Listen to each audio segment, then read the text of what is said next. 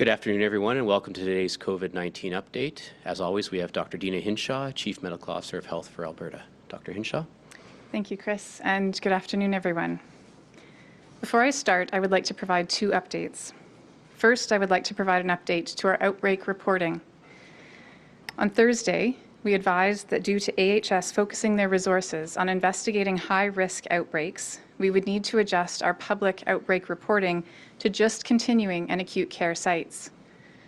However, in further conversations with AHS, they have confirmed that at this time, they are also able to continue to provide us with complete outbreak data for congregate living facilities such as correctional facilities and shelters. As such, these will again be listed on our outbreak list beginning today.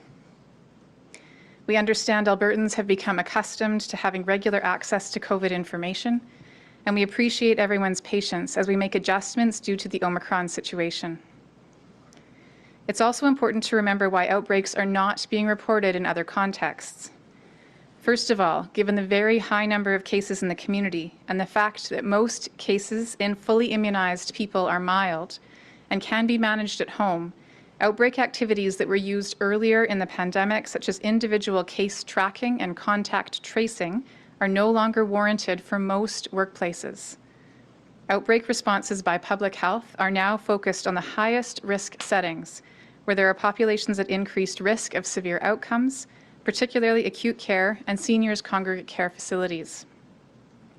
These are settings that would typically have outbreaks managed for other respiratory viruses, including seasonal influenza, because of the risk of severe outcomes.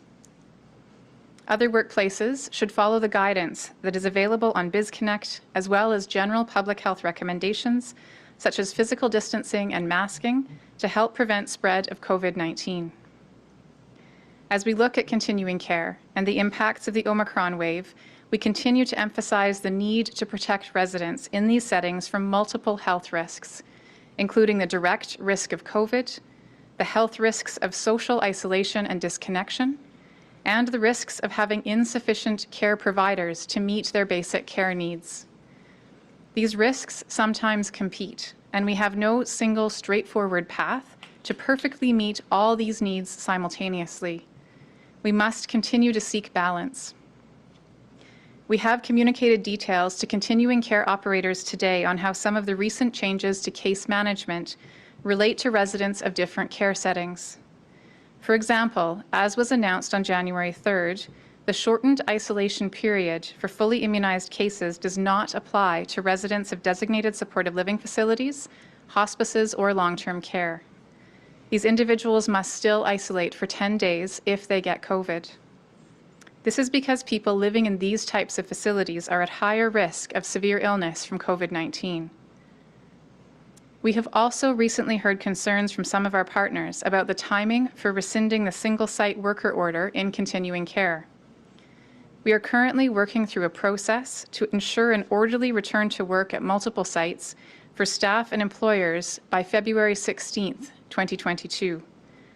This process was developed over the summer and fall of 2021 in consultation with union and labour representatives and continuing care association and operator representatives, and the approved process was communicated in December. Input from staff, residents, and families was also sought via town hall meetings and surveys as a part of the planning process. It has always been critical through this whole time to work closely with all our partners. Next week, we will again be meeting with all stakeholders to ensure they have opportunities to provide additional input on the process that is underway and the impacts of the current Omicron situation on that process. Turning to today's numbers. Over the last 24 hours, we have identified about 3,279 new cases of COVID-19 and completed about 8,995 tests. Our positivity rate for lab-confirmed cases is 38.8%. There are currently 1,089 people with COVID-19 in hospital, including 104 in the ICU. Our analytics team has been working hard with Alberta Health Services to provide a robust summary of the proportion of new hospital admissions that are due to COVID as compared to admissions because of other causes.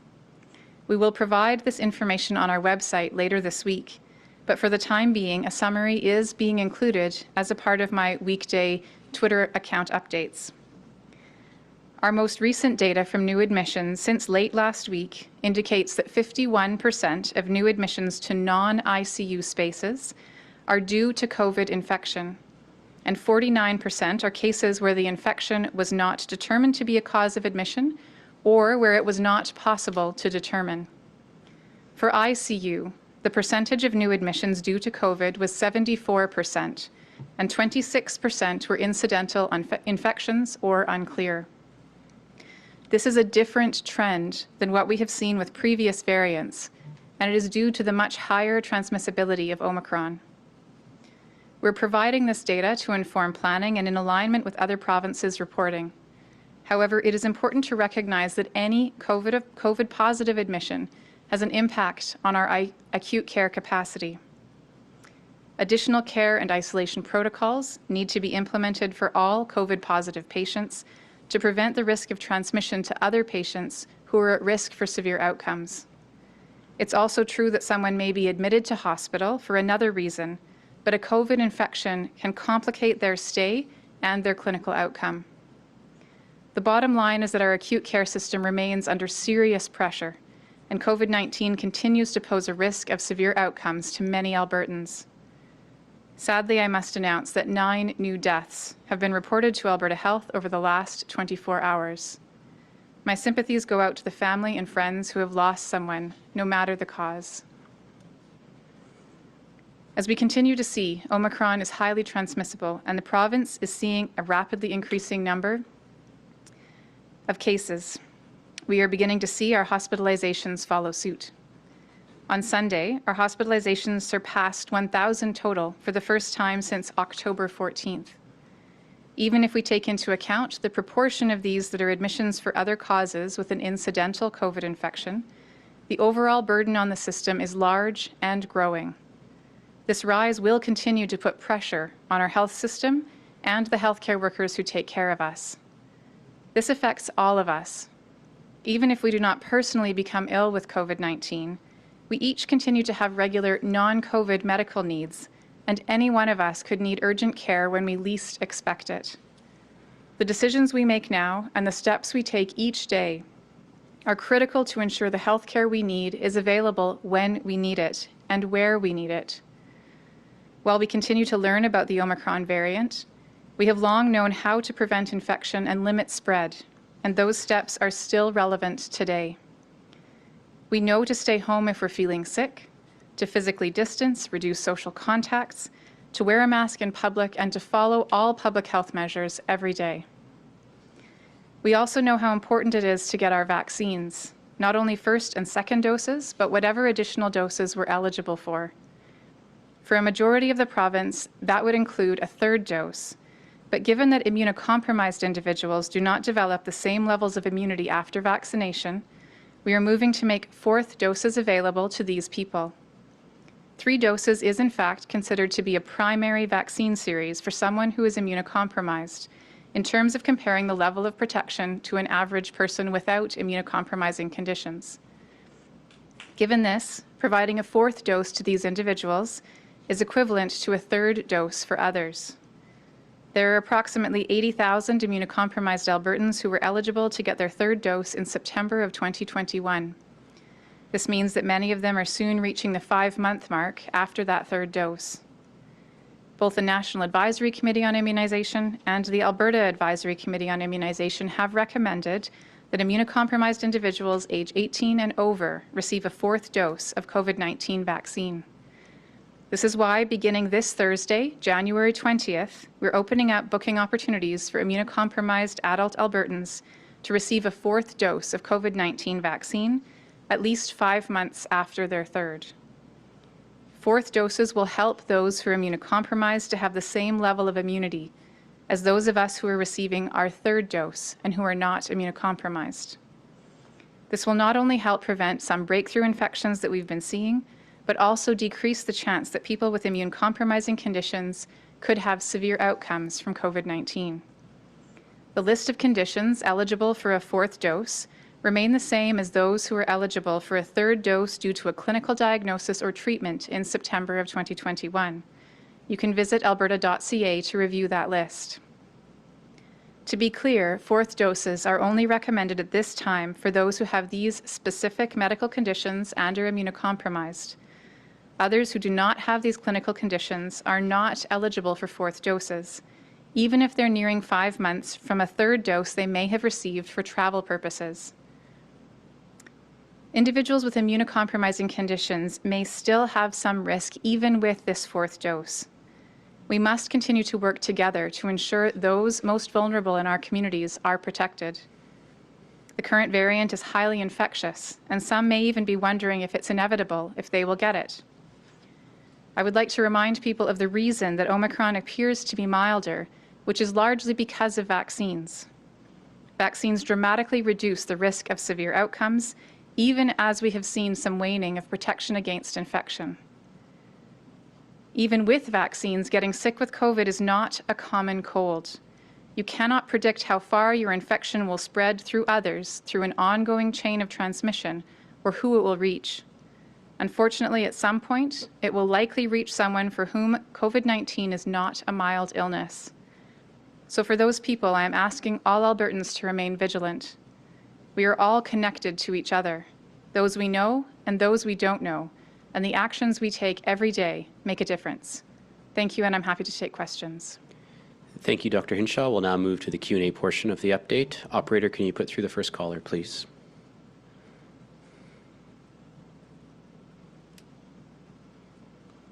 Yes, hi there. I wanted to ask you about Villa Caritas and the explosion of cases that's occurred there over the past 9 days. 115 patients and 10 staff and 2 deaths. What is Alberta Health doing to try and curb this outbreak? And do you think enough is being done? With respect to specific individual outbreaks, the supports for those outbreaks are provided by Alberta Health Services to the organizations. So unfortunately, I don't have the details of all the individual outbreaks that are happening right now.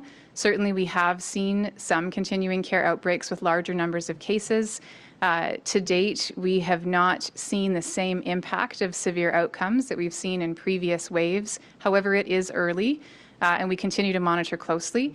If you want specific information about how that outbreak is being managed, I would recommend talking to either the operator or Alberta Health Services may have information on the public health supports that are being provided, because this would be one of those higher risk settings for which Alberta Health Services is providing that full public health support. Do you have a follow-up? Yes, I do. Thank you very much. Someone on social media indicated that at Villa Caritas last week that the staff were still wearing medical masks rather than N95. Given that Dr. Teresa Tam, as well as the CDC, have recommended N95s in high-risk settings, would you concur that perhaps N95s would be a better option for those staff members? We have updated our requirements for continuing care to indicate that when caring for an individual with a probable or confirmed case of COVID, that staff, in addition to all of the other PPE, masks do not work by themselves. So PPE does need to include other aspects such as a face shield and gown and gloves. In addition to that, KN95 or N95 mask would be considered the minimum requirement for those settings. In general, when someone is working in those settings and not providing care to an individual who is a suspect or confirmed case, they would, of course, need to always do a point of care risk assessment, as is required for all settings. But in general, the minimum requirement for those settings would be a high-quality, well-fitting medical mask. For the routine continuous masking, and again, the N95 and KN95 would be the requirement for settings when dealing with a suspect or confirmed COVID case.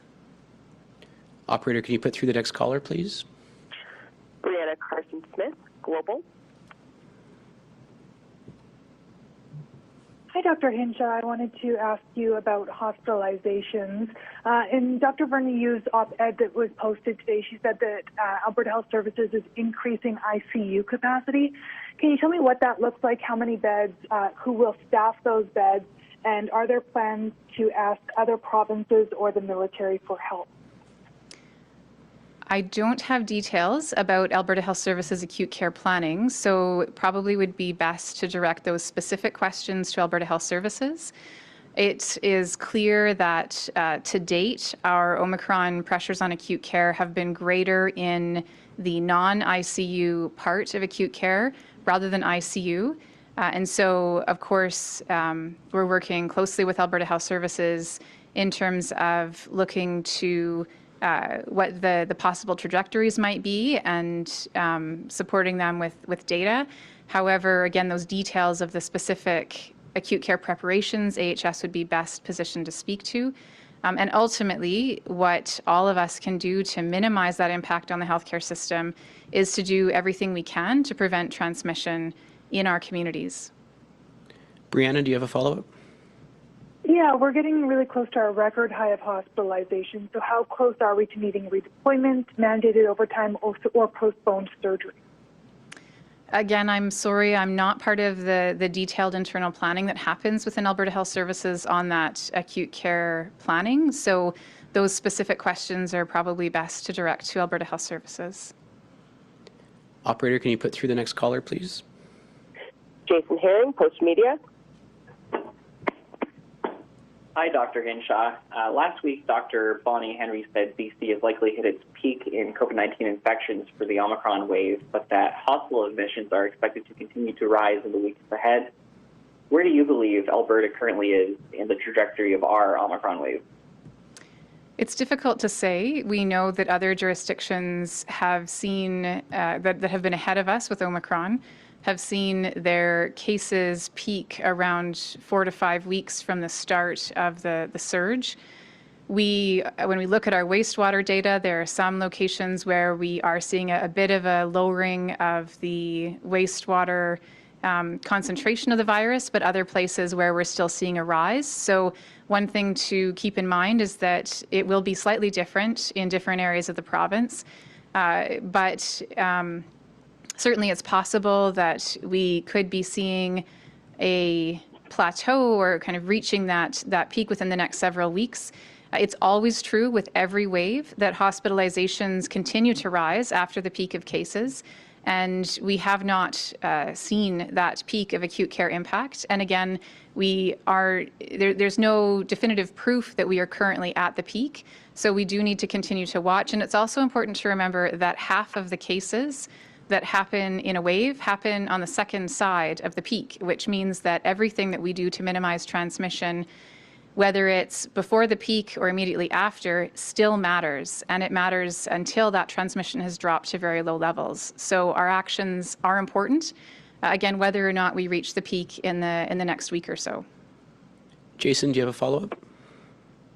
Yeah, thanks. I'm wondering what the current number of healthcare workers is who are off due to COVID-19 illness or exposure, and what impact it's having in patient care. And if you're unable to answer the question since it pertains to AHS acute care operations, I'm wondering if the province will commit to making Dr. Verneu available at upcoming COVID-19 press conferences to field these types of questions. It's an important question, and you're right, I don't have that information as it is more operational. I also am not part of the conversations about who attends these press conferences, but certainly that question is something that our communications team can consider. But again, unfortunately, I personally don't have the ability to make those decisions. Operator, please put through the next caller.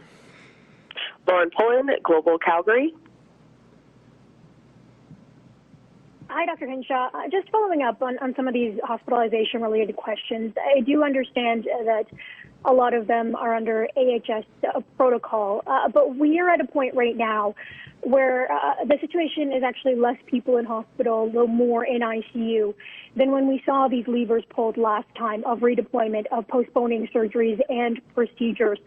Again, I understand that you don't have it on hand, but any information for Albertans on if we could see this happen? Could surgeries be postponed?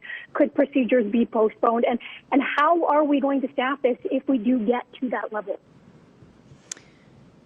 Unfortunately, again, the details of staffing aren't things I could comment on, but it is absolutely clear that as the burden of acute care rises with respect to COVID admissions, that postponement of surgeries or other procedures that are non-urgent is absolutely something that is possible as the system makes space for the need to care for patients who have COVID. And again, even those who are admitted for other reasons but have a COVID infection need to have additional protocols to prevent spread of infection. So there are still impacts in terms of capacity even with those patients. So again, absolutely, there could be an impact on surgeries and other procedures.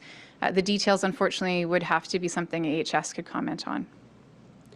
Lauren, do you have a follow-up? I do, thank you. We are now in the fifth wave of this. We have hit record hospitalizations during the fourth wave as well. Can you explain to me, how did we get to this point again? And do you take any responsibility for what led us here? I think that one of the major factors is the high transmissibility of the Omicron variant. The question about the progression of the wave, certainly in every wave we've had, we've seen a series of points in time where the situation is assessed. I have provided recommendations along the way.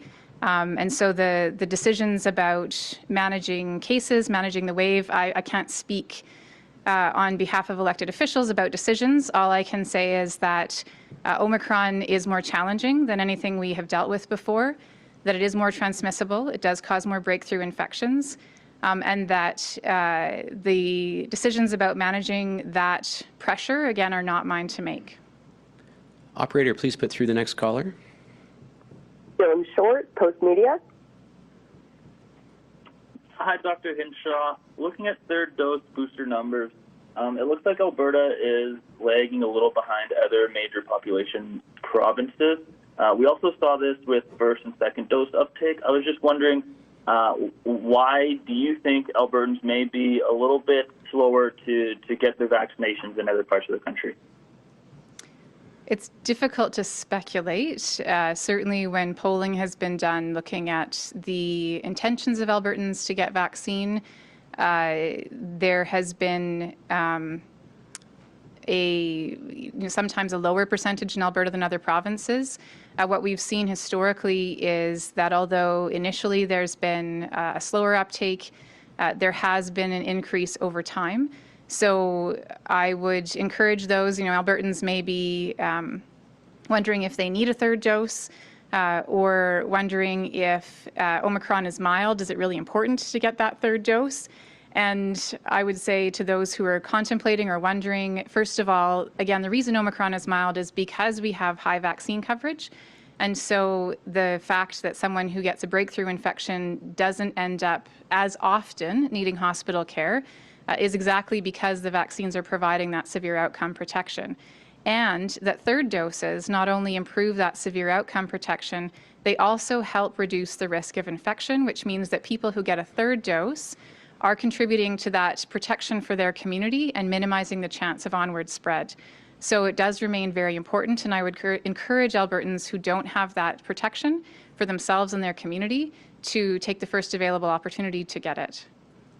Dylan, do you have a follow-up? Yeah, I know that there's been a lot of messaging and a lot of talks, as well as making vaccines available at pharmacies and at clinics and in different community places. But in earlier waves, we saw a number of other initiatives, whether that was the lottery or it was payments to encourage people to go get those doses. I guess are any of those previous incentives or other incentives that we haven't looked at before? Are any of those being discussed at this time as whether to bring them in to encourage more third dose uptake? It's important to consider how we can encourage that third dose uptake. Certainly the incentives that were used earlier I'm not aware that they're going to be brought back, but I do think it's important that we look at all the ways that we can encourage Albertans to get the protection of that third dose and what might be feasible at this time. We have time for 2 more questions. Operator, can you put through the next caller, please? Matt Woodman, CTV. Hi, Dr. Hinshaw. We're hearing from healthcare workers that non-ICU space is becoming tough to manage just based on the sheer number of patients and staff shortages. What is your message to healthcare staff, and what should they be prepared for in the coming weeks? My first message to healthcare staff is that I recognize that this is just the latest onslaught in what has been a very, very long series of waves, and that I can only imagine how tired they are, and that this current wave is just adding to an already significant level of fatigue. So I would say how much their efforts are appreciated, but also that that appreciation can only go so far when they are day in and day out having to manage this pressure. I think that the coming weeks will involve increasing burdens on our acute care, because we know that it does take several weeks after a peak of cases to see the peak of impact in our acute care system. So whether it's ICU beds or non-ICU beds, I would say to those who are working in the system on the front line, thank you. And unfortunately, we do need to prepare for this to get worse before it gets better. Matt, do you have a follow-up? I do. Do you foresee a day when the province is encouraging regular Albertans, people who don't have immunocompromised conditions, do you foresee a day when you're encouraging them to get a 4th dose? It's difficult to say. We've seen some other countries make that decision, but we haven't seen data that would indicate that that 4th dose is necessary at this point in time for average Albertans. As we have always done, we will continue to closely monitor the data and determine what is recommended with respect to any additional doses. But at the moment, we are seeing, again, that severe outcome protection is significant even with 2 doses. It's better with 3. And while there can be some breakthrough infection, that severe outcome protection is one of the most important things that vaccines provide. So again, we'll continue to monitor the data. And as evidence emerges, we will use that to incorporate into our program. Operator, please put through our last caller. David Staples, Edmonton Journal. Hi, Dr. Hinshaw. Thank you for taking my call. You talked about the new numbers on new patients coming into the hospital, and it sounded like about a half of them are there because of COVID and half with COVID. What is the significance of those numbers? How will that play out in the system? Why do we need to know that kind of thing? We know that in past waves, when we've looked back, about 90% or more of the cases that we have been documenting with admissions are directly due to that COVID infection, and this is different. So we need to document this now because Omicron is different, and because it's important for us to be looking at our system impacts, looking ahead. I want to be clear that that 50% is only for those who are not going into ICU. Where it is an ICU admission, the number is much higher. So we're looking at something closer to 70-75%. So again, it's to be able to provide people with an understanding of what the direct and indirect burdens are, and also for us to be able to plan what the impact could be for, again, the direct COVID-caused hospitalizations. Because Omicron is very different from other virus variants that we have dealt with in the past, we do need this kind of data to help us adjust our forward projections, and of course, feel that it's important to make it available to the public as well. David, do you have a follow-up? Yeah, for example, if Omicron continues to take over from Delta, and there's fewer and fewer Delta cases, more and more Omicron cases, would that give you, and if the Omicron cases, for instance, are less likely to be because of COVID in the hospital or because of COVID in ICU, would that then give you an idea that we're going to have even though we might have higher case counts, we might have fewer people in hospital or in ICU if Omicron takes over more and more from Delta?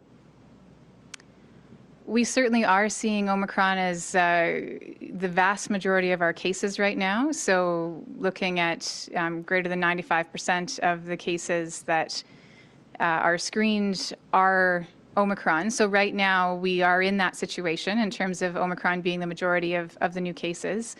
And certainly, again, for those projections, it does matter the anticipated impact of where those cases end up. And it does seem that with Omicron, we are seeing that lower individual severe risk. Although I want to emphasize that at a population level, there is still a significant burden on the healthcare system, and we should not take this lightly.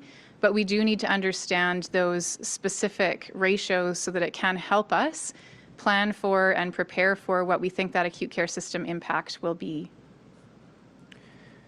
Thank you, everyone. That concludes today's COVID-19 update. We will be available for the next one later in the week. Thank you. Have a good day.